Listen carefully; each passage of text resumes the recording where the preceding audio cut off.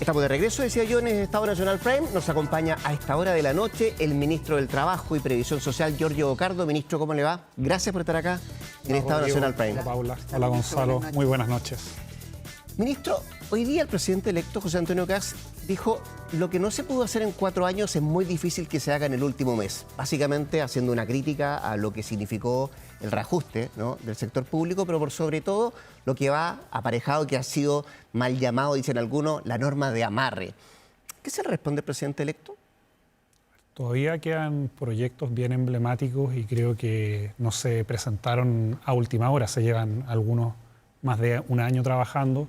Para dar 2 ejemplos, está el proyecto de FES y el proyecto de Salacuna, que son 2 proyectos muy relevantes, y por lo tanto creo que sería irresponsable no intentar durante este mes de enero, donde todavía nos quedan 3 semanas legislativas, intentar alcanzar acuerdos. Particularmente el proyecto de Salacuna, que a mí me ha tocado tramitar durante muchos meses, creo que es un proyecto muy transversal, que ha construido acuerdos en todos los sectores políticos, y creo que sería bueno para cualquier gobierno que un proyecto como ese, tú iniciaras el gobierno con el proyecto aprobado. Por lo tanto, creo que hay que matizar respecto a los esfuerzos que se pueden hacer en este último mes, y sobre todo considerando además que la ley de reajuste siempre, 2 semanas más, 2 semanas menos, se discute siempre en esta época del año, y yo entiendo ahí que el presidente electo tiene que ahí también hacer sus puntos, marcar ciertas posiciones con lo que va a ser la futura coalición, pero creo que lo responsable es poder avanzar de la mejor manera posible e ir cerrando temas, porque cuando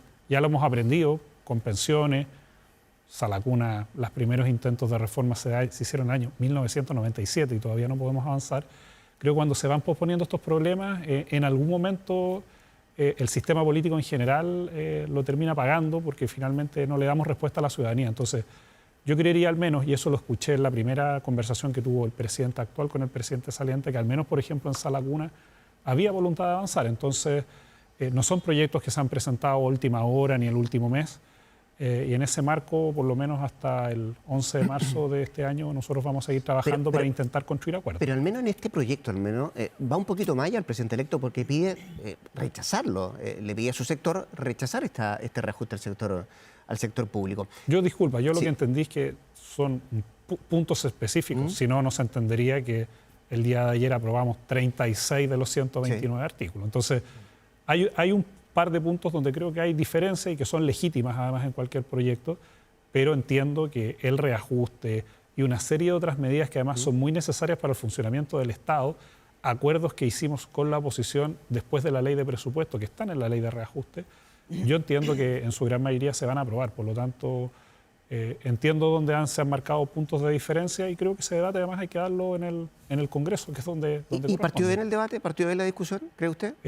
O sea, hay un debate importante que se ha dado en las últimas 2 semanas, pero se logró aprobar la idea de legislar, y al menos, y te insisto, hubo 36 artículos que se aprobaron por unanimidad. El día lunes vamos a seguir con los que tienen ciertas dudas los parlamentarios, y posteriormente abordaremos los más complejos, como ya nos ha pasado en otras materias. Así que yo en eso al menos desdramatizaría un poco toda esta, a mi juicio, mal llamadas leyes de amarre, y por lo tanto creo que lo que hay que hacer es intentar avanzar el día lunes en el Congreso, y espero que una parte importante de esta ley de reajuste se termine aprobando, no solamente por el bien del reajuste de los trabajadores, sino porque hay una serie de medidas que, en caso de no aprobarse, no van a hacer que el Estado en general funcione de buena manera. A propósito, ministro, buenas noches, del funcionamiento del Estado, es evidente que el Estado chileno necesita modernización, necesita otra planta, necesita otra forma de trabajar. ¿Por qué el gobierno del presidente Boric no acometió una reforma al Estado con tiempo que le permitiera justamente crecer donde hay que crecer, formalizar donde hay que formalizar? Este es un Estado que no se parece al Estado de la década del 90. Hay más ministerios, han habido traspasos desde los municipios a los servicios locales de educación, servicios de salud. Es evidente que se necesita. ¿Faltó tiempo? ¿Faltó voluntad política? ¿No estaba en el programa? Es evidente que, y no es un planteamiento solo de este gobierno, yo creo que de las últimas 3 administraciones al menos, en donde hay que abordar una reforma que modernice el Estado. No es fácil muchas veces porque tienes prioridades sociales. Nosotros pusimos mucho esfuerzo y además mucho tiempo en poder aprobar la reforma de pensiones. Muchas veces este tipo de reformas a veces son más impopulares o te requieren enfrentar a los propios ministerios, las propias prioridades específicas. Los gremios. Generan harto muchas veces desgaste y evidentemente, si bien nosotros tuvimos un diálogo importante con la ANEF en esta materia, finalmente no se logró alcanzar una reforma más integral al Estado y por lo tanto lo que se abordaron en este reajuste fueron medidas muy específicas asociadas a 2 o 3 temas. Yo, dicho eso, y entendiendo que ese es un pendiente y una deuda, y creo que al menos desde los sectores y las ideas que nuestro gobierno representa, se requiere abordar de manera sistemática una reforma más integral al Estado, donde no se produzcan estas anomalías donde tú tienes 100.000 trabajadores de planta y 300.000 a contrata, que en realidad son contratas permanentes, porque cumplen funciones permanentes en los CEFAM, en la atención de carabineros, muchas veces en la atención de la seguridad social. Pero al mismo tiempo creo que se ha exacerbado una crítica injusta a una gran mayoría de los funcionarios públicos. Primero, por ejemplo, diciendo cosas como que se habían contratado 100.000 trabajadores públicos en este gobierno cuando tuvo que salir un propio ex-DIPRES del gobierno Piñera a desmentir esa cifra. ¿Cuántos se han contratado en este gobierno? En la administración central, 10.000. 10.000. Y a nivel de todo el Estado, durante estos 4 años, han sido cerca de 100.000 trabajadores fundamentalmente en municipios, en salud, en educación, que son los componentes más importantes. Pero más allá de eso, creo que tampoco es justo para aquel trabajador que te atienda en un CEFAM, para aquel trabajador que está en un colegio público, para aquel funcionario del IPS que te va a catastrar para que tengas la PGU, se les desnoste como parásitos, como operadores. Creo que ahí ese clima tampoco ayuda mucho a fortalecer la función pública. Ahora, dicho eso, nosotros para ir al tiro al punto de la polémica, nosotros planteamos 3 cosas, y que son, más allá del debate y cómo se instaló mediáticamente, que creo que son bastante simples de explicar. La primera, que todos los funcionarios que entraron con los gabinetes políticos tienen que renunciar el 11 de marzo. Eso que está en los instructivos presidenciales y que se cumple a veces dependiendo de la autoridad, de cómo tú consideras quién es asesor, bueno, eso va a quedar en rango de ley. Y eso es un avance. A poner en un rango de ley y no esperar arbitrariamente a que cada autoridad decida cuáles eran los trabajadores de confianza, ¿no? Claro, pero claro. Eso antes era un instructivo, una autoridad podía decir estos son y estos no son. Bueno, eso va a quedar definido y por primera vez por ley a este gobierno, para que no digan que estamos condicionando el que viene, por primera vez va a quedar en una ley que los gabinetes políticos tienen que renunciar y si no renuncian se da por entendido la extinción de ese contrato. Esa creo que es una buena práctica en términos de separar a los funcionarios de confianza política de los funcionarios que han ingresado por contrata a cumplir funciones técnicas en el Estado. Lo segundo, que creo que ha sido parte de los instructivos de los ministros de Hacienda desde el año 2012, el primero que lo hizo fue el ministro Larraín, de decir, en caso que una contrata sea despedida, se tiene que fundar las razones de ese despido. Tiene que haber un motivo. Tiene que haber una razón fundada.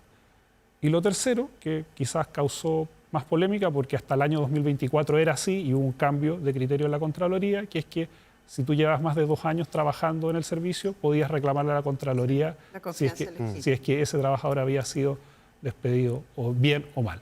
Esos son los 3 elementos que planteamos y eso se procesó, nosotros habiendo hecho una diferencia clara entre los funcionarios de confianza política y quienes no, con criterios que en general ya estaban bien asentados en la política pública, que fue lo que planteamos ahí en el acuerdo de la mesa del sector público. Evidentemente hay diferencias al respecto, pero no estamos haciendo grandes innovaciones de cómo se venía gestionando el caso de las contratas, que hay que decirlo, son contratas que hayan ingresado 1 año antes o 3 años antes, por lo general ingresan a cumplir funciones en salud, en educación, y que si uno las saca, el Estado como tal deja de funcionar. Entonces, efectivamente creo que esta fue una polémica que evidentemente instaló esta idea de las leyes de amarre, pero yo diría que en simple eso es básicamente lo que estamos proponiendo en la ley de reajuste, en ese punto que es un artículo de los 129 que se están discutiendo. Es verdad, y usted dice, ahí está la tensión, sin duda, ministro, tiene toda la razón, ahí está puesta la tensión, un debate que se inició bastante antes, ¿no? desde que trascendió, todavía no conocíamos la ley, trascendió que estaba esta iniciativa, empezó a generar las dudas y empezó a construir una imagen con un gobierno en silencio, además, que no salió a hacer esta misma aclaración que está haciendo usted hace 10 días atrás, ¿no? Cuando se estalló el tema. Entonces, Sí, lo dijo también el ministro Grau, creo que ahí fuimos un poco pasivos al respecto. Se construyó la imagen de la opinión pública respecto de las leyes de amarre. Y quiero hacerle dos preguntas, bastante cortas. Una, el origen del artículo, ¿estuvo en el Ministerio del Trabajo o este artículo venía del segundo piso? No, yo al menos lo que sí puedo dar fe es que tuvimos, esto fue parte de las conversaciones que teníamos ¿Es del Ministerio del Trabajo? La mesa del sector público está Hacienda, DIPRES y Trabajo. Las organizaciones de la mesa nos habían planteado, ya venía un debate de antes respecto a una potencial reforma al empleo público y esto era parte de la discusión que estaba sobre la mesa. Yo al menos no conozco... ¿Es una solicitud de la mesa? Sí, un ¿Es planteamiento. una solicitud de la mesa que acoge...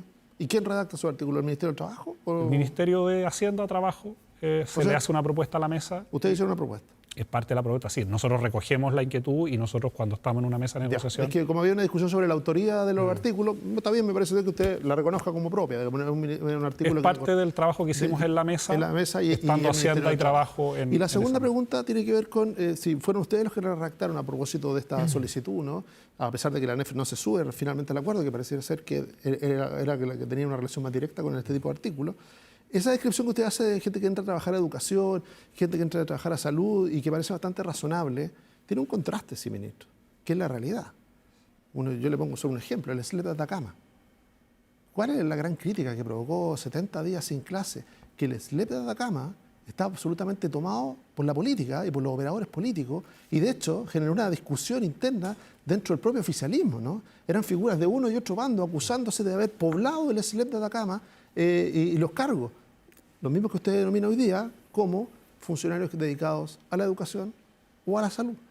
¿Por qué esto no genera alguna duda en el discurso del propio gobierno? Es decir, ¿no será que no solo en los gabinetes políticos hay gente que entró por razones políticas súper legítimas, ¿no? Gente que quizá compartía el proyecto del Frente Amplio, el Partido Comunista, quería ser parte de ello, ingresaron al Estado, les dieron un rol en educación, en salud y en otros, pero que terminado ese gobierno, terminado ese mandato, al igual que los gabinetes políticos, también debieran decir, bueno, tiene sentido que yo siga en esta función si yo entré por una motivación legítima, política, de hacerme parte de un proyecto, y ese proyecto, bueno, fue derrotado electoralmente, no va a tener continuidad, tiene sentido que sigan esas personas, que tengan esa protección. A mí me hace sentido que el propio cambio de lectura que hizo la Contralora va en el sentido contrario, decirle, el Estado tiene mucha rigidez en el empleo público, podríamos debatirlo. Otro es la invitación que nos hacía Paula, hablar en grande del empleo público, de la modernización del Estado, pero tratar de meterlo en un artículo, sobre todo en esta ley, a 30 días de que se cierre el Congreso y a 60 días que se termine el gobierno, naturalmente genera suspicacia. Bueno. Mira, lo que creo que es importante también plantear que esto está generando problemas de judicialización bien importantes. De hecho, lo que ha dicho la Contralora es que ella no va a seguir pronunciando sobre reclamaciones a Contraloría porque este es un proceso que está judicializado.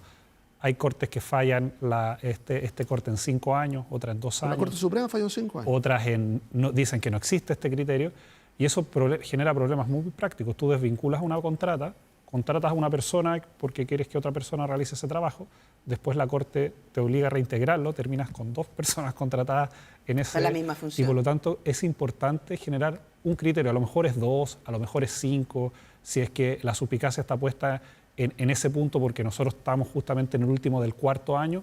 Creo que eso es algo plenamente conversable en la discusión del Congreso, pero lo que sí es importante es que más allá de la reforma integral al Estado, esto está generando 2 órdenes de problemas. Este judicial, que el Estado gasta mucho esfuerzo, mucho trabajo, recursos humanos, y finalmente el criterio ha terminado más bien generando esta situación de dificultad de operación. Y la segunda es que efectivamente tú en un servicio local, más allá de que efectivamente pueden haber cargos administrativos, algunos cargos de jefatura que evidentemente también pueden entrar por confianza. Un dato adicional.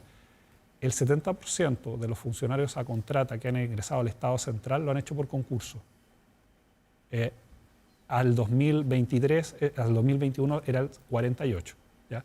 No digo que eso sea la panacea, pero han habido No, no esfuerzos. la es, ministro, ni para este gobierno ni para los anteriores, ¿no? Pues, es sabido que las personas que están subrogando un cargo generalmente son los que terminan ganándose los concursos en este gobierno, en el anterior y en el anterior. En el caso de las ADP no es así, porque si tú estás subrogando no puedes postular esa ADP. Pero el punto es el siguiente, yo comparto... Los de alta dirección pública, ¿no? En el caso de la alta dirección ¿Y pública... el director del Servicio de Impuestos Internos no fue subrogante y después fue titular ratificado? Pero es que en el caso de impuestos internos era una nominación le llaman bala de plata. Las 12 balas de plata, ¿no? Sí, en la original sí. Pero el ministro Echeverri, el director asumió bajo una subrogancia y de hecho se demoró ese concurso y terminó siendo ratificado poco antes de renunciar. Entonces, habría que ver ese caso en particular, pero la subrogancia... más allá del caso particular, yo creo que en general, por lo menos para los que estamos analizando y siguiendo la política, es bastante normal que esas subrogancias se transformen en titulares, ¿no? Es algo, una práctica, buena o mala, pero es una práctica que hemos visto, por eso le digo, no le estoy diciendo que sea en este gobierno, se ha eternizado. Entonces, también para la ciudadanía, y vuelvo al punto, ¿no? Para la ciudadanía esto de que, mire, no, porque no son cargos propiamente políticos, como los ministros, los subsecretarios, incluso esos pequeños gabinetes, habría que ver si esos contratos, los nuevos contratos, dicen que ellos son miembros políticos de un gabinete. ¿Ah? Porque si no lo dicen, ese contrato, ¿cómo diferenciamos? ¿Dónde está el listado de personas que corresponderían a esa denominación? No existe ese listado. ¿Ah? Alguien va a tener que decir, usted es político, usted no es político, en los propios gabinetes, ¿no? Pero incluso, yo creo que es de sentido común, ministro, y una persona con experiencia política como usted lo va a ratificar, de que en todos los gobiernos hemos visto cómo el Estado se ha poblado mucho más allá de sus gabinetes de miembros que tienen su denominación en características políticas y que han generado esas disputas. Y entonces, de nuevo, esa opinión pública genera la suspicacia sobre que esta norma, presentada el último mes, con 2 años para atrás, pareciera ser una norma oportunista o muy ad hoc. Mira, yo vuelvo a insistir, comparto que tanto comunicacionalmente haber elevado a rango legal instructivos que estaban ampliamente asentados en la jurisprudencia del Estado, no quedó bien instalada y terminamos debatiendo de otras cosas que creo que no ayudan al debate actual en el que estamos. Segundo, creo que efectivamente cuando tú tienes 3/4 partes de la dotación del Estado en modalidad de contrata, ya lleven 12, 10, 7, 5, 3 años, efectivamente hay un problema más estructural. Que para los que llevan más de 5 años, ministro, no hay discusión. Yo creo que no hay nadie discutiendo los que llevan más de 5 años. Están todos discutiendo en ese rango de los 2 años que genera de nuevo la suspicacia, que son personas que han entrado en este gobierno. Por eso te planteo que creo que hay espacio para intentar un espacio de acuerdo en la medida que justamente tú quizás despejes el tema de la suspicacia de los 2 años porque coincide con este gobierno. ¿No hubiera correspondido hacerlo en una ley específica? Porque hacerlo en la ley Omnibus, que usted dice hay un espacio para conversar, no, mucho espacio para conversar no hay, porque es una ley que se tramita en 2 semanas, 2-3 semanas.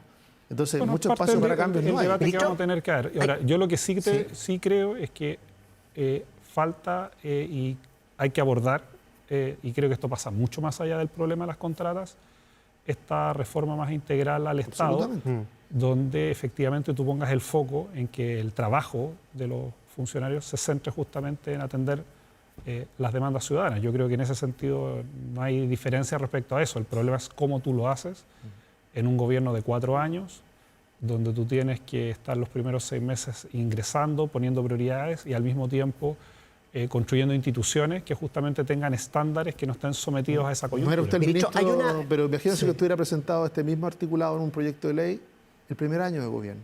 Sí, pero ese ya es un caso hipotético claro, que hubiéramos eliminado todas las suspicacias. Me queda poco tiempo, pero creo que hay otra cuestión importante que tiene que ver con el financiamiento. Yo sé que lo explicó en la Comisión de Hacienda de la Cámara de Diputados el propio ministro Grau, pero se encendieron toda la alerta en la próxima administración diciendo que vamos a tener que reasignar recursos para cubrir el reajuste. ¿Es así? ¿Usted descarta que eso sea así como dicen algunos parlamentarios de hoy oposición? Primero, efectivamente el presupuesto y las construcciones de presupuesto en los últimos gobiernos han ido aumentando significativamente sus niveles de transparencia y de exigencia. Y por lo tanto, lo que antes, por ejemplo, era una provisión general, donde habían 2.000, 3.000 millones de dólares, donde el gobierno entrante utilizaba esos recursos para determinados ajustes, ya hoy día eso en los presupuestos está mucho más definido. Por ejemplo, a nosotros nos tocó reasignar 2.000 millones de dólares en PGU, que no venía financiada del gobierno anterior. Y hoy día esas leyes que ya están garantizadas tienen una glosa específica y te deja un margen más acotado para estas reasignaciones de otro tipo. Nosotros lo que hemos dicho es que efectivamente hay un componente que está incorporado en las provisiones que se pueden utilizar para esos fines. También hay reglas que están establecidas en la ley de presupuesto que van a significar que por cada 3 personas que se retiren tú puedes contratar una nueva y eso genera ciertas holguras. También hay ciertos acomodos razonables de cuando tú llegas que tú inmediatamente no copas todo el espacio que hay en el Estado y también van a haber recursos del Tesoro y de reasignaciones. Es el estándar que se ha ocupado en todas las leyes de reajuste entre un gobierno saliente y uno entrante, particularmente los montos de reasignaciones no son mayores, de hecho son menores a los de anteriores, pero es parte de lo que hemos además transparentado en el debate a propósito de la propia discusión que dimos en el reajuste. Sí, yo sé que estamos súper cortitos de Por favor, tiempo, Paula. pero, ministro, va prontamente a iniciar el proceso de traspaso, ¿no? Con la autoridad electa que el presidente Kast defina en las próximas semanas. ¿Cuáles son los 2 consejos que usted le daría al próximo ministro o ministra del Trabajo cuando se encuentren? Tiene más cara de ministra, parece. Ah, Sí, claro. da la impresión, ¿eh? Bueno, ustedes saben más ahí. Pero ministro o ministra, ¿cuáles son sus 2 consejos que le daría? El primero, yo valoro harto que el actual presidente, el presidente entrante, Kast, ya tenga una agenda de reuniones con distintos actores. Sí he echado de menos que se haya juntado con los trabajadores, hay que decirlo. No he visto al menos esa señal. Un ministro del Trabajo tiene que tener mucho diálogo social con el mundo de los actores organizados, con los sindicatos. Eso ayuda a procesar conflictos, eso ayuda a canalizar cierto malestar, eso ayuda a procesar justamente y te permite construir leyes, reformas, etc. Segundo, en el caso específico al ministro o a la ministra que le toque asumir, que le toca implementar una parte relevante de la reforma de pensiones. Eso creo que fue un acuerdo de Estado, fue un acuerdo al que concurrieron distintos actores y por lo tanto creo que a todos nos debería interesar que esa reforma se implemente de muy buena manera porque creo que eso también pone en valor el haber alcanzado un acuerdo y los costos que todas las fuerzas que concurrieron a ese acuerdo... Perdón, pero pagaron. ¿tiene dudas que eso pueda ocurrir en el gobierno de Kast? La implementación de la reforma de pensiones es quizás tanto más desafiante que el haber alcanzado ese acuerdo y por lo tanto requiere, y en eso nosotros vamos a hacer yo diría nuestra principal preocupación del traspaso va a estar dada por acompañar ese proceso de implementación de reforma de pensiones porque hay un par de leyes que se van a tener que tramitar en este próximo gobierno, hay reglamentos que se tienen que procesar por Contraloría, se está construyendo el FAP, hay una serie de nueva institucionalidad que va a tener 3, 5, hasta 9 años de implementación. Por lo tanto, esto va a trascender a más de un gobierno y creo que eso es algo que es importante. Y quizás lo último en mi experiencia habiendo sido subsecretario y ministro y tener que estar mucho tiempo en el Congreso, es que como el Código Laboral no es de iniciativa exclusiva del presidente, siempre hay que estar muy arriba del Congreso para poder canalizar esas ¿La negociación ramal es importante para este gobierno?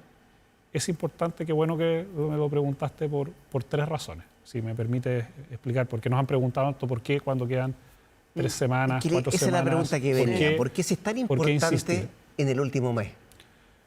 Primero, nosotros tomamos una decisión política de priorizar la reforma de pensiones y por lo tanto la gran reforma en materia laboral, en materia de seguridad, fue la reforma de pensiones y esa fue una decisión, una priorización. Dicho eso, primero, muchas veces los ingresos de proyectos a finales del gobierno, de los gobiernos abren debates, cuando un gobierno quiere abrir un debate que quizás va a tener efectos en más años. Por ejemplo, la reforma de nueva constitución de la presidenta Bachelet, por ejemplo, la segunda reforma de sala cuna del presidente Piñera que se presentaron en el último momento y que han logrado, en algunos casos, puede haber sido una buena idea haberlo tomado, visto en perspectiva, y en otros casos todavía no logramos destrabar el proyecto de esa lacuna, pero los gobiernos a veces abren debates al ingresar estos proyectos. Segundo, porque es un compromiso programático que tenemos con el movimiento sindical y nos parece relevante iniciar ese debate. Y tercero, que es algo bien importante a propósito de la pandemia, a propósito también de nuestra experiencia de haber procesado muchas instancias de diálogo social con el mundo sindical y con el mundo empresarial. Nosotros tenemos un convencimiento, discutible como siempre, como todo convencimiento, que los problemas de productividad que tiene el país, los problemas tecnológicos que tiene el país, de cambio climático, de cambio demográfico, todos los cambios que se están viviendo en el mundo del trabajo se tienen que empezar a discutir, a conversar y a acordar en los sectores productivos. Y esa herramienta que permite la negociación multinivel puede ser una herramienta importante, por un lado, para avanzar en materias que no se pueden resolver en el Código del Trabajo. Nosotros en la experiencia de 40 horas teníamos muchos sectores productivos que decían, hagan un estatuto de los trabajadores de la cultura, un estatuto de los trabajadores de la pesca industrial. Los empleadores nos decían, en el retail, yo tengo que negociar con 110 sindicatos en un holding. Bueno, creemos que una forma de procesar eso es a nivel sectorial. Y por lo tanto, en ese convencimiento queremos iniciar ese debate y por lo tanto a partir de eso abrir una discusión que probablemente va a requerir procesarse mucho más allá de este gobierno. Pero así como 40 horas, por ejemplo, ingresó el 2017 y recién el 2028 va a estar en pleno régimen. Bueno, esperamos que este también sea un debate que se pueda continuar en el tiempo y de ahí el convencimiento de presentar este proyecto durante en los próximos días. 30 segundos, ministro. ¿Al debe en el desempleo? El mercado laboral se recuperó. El mercado laboral formal hoy día está por sobre lo que teníamos previo a la pandemia. La informalidad está históricamente en sus umbrales más bajos. Y lo que hemos dicho con mucha convicción, que hay dos problemas más estructurales que tienen que ser abordados. El primero, la empleabilidad de las mujeres. Y ese es un problema, si bien bajó en los últimos meses el desempleo femenino, hay un problema más estructural. Y esto tiene dos implicancias. La primera es que hoy día los jóvenes están participando menos del mercado laboral por la gratuidad y porque están postergando su ingreso al mercado laboral, y las personas mayores porque jubilaron, porque está la PGU, mejoraron las pensiones. Eso no va a cambiar en los próximos años. Por lo tanto, si el país vuelve a crecer, vuelve a recuperar los ritmos del crecimiento, se sigue desarrollando, como lo dijo Roberto Saller, hay un contexto macroeconómico muy favorable para el próximo gobierno, se va a requerir de más fuerza de trabajo. ¿De dónde va a venir esa fuerza de trabajo? Del mercado laboral femenino. Pero si no desanclamos los costos laborales y el costo de la maternidad de las mujeres, esas mujeres no van a ingresar al mercado laboral formal. Y para eso, vuelvo a insistir, es muy relevante que lleguemos a un acuerdo. Yo aquí quiero hacer un llamado a la oposición. Creo que ya las diferencias técnicas son mínimas y por lo tanto es la decisión política de si queremos aprobar esa lacuna en este gobierno, y depende fundamentalmente que la oposición nos diga queremos llegar a un acuerdo en las próximas 3 semanas, y el gobierno está totalmente disponible a poner esa prioridad legislativa y aprobar esa lacuna para Chile. Muy bien, el ministro del Trabajo y Previsión Social, Giorgio Bocardo, esta noche acá en Estado Nacional Prime. Ministro, muchas gracias por venir, que esté muy bien. Muchas gracias a ustedes. Y aprovecho también de despedir a Paula y a Gonzalo. Gracias por venir. Nos vemos luego. Hacemos una pequeña pausa acá en Estado Nacional Prime, ya venimos con más.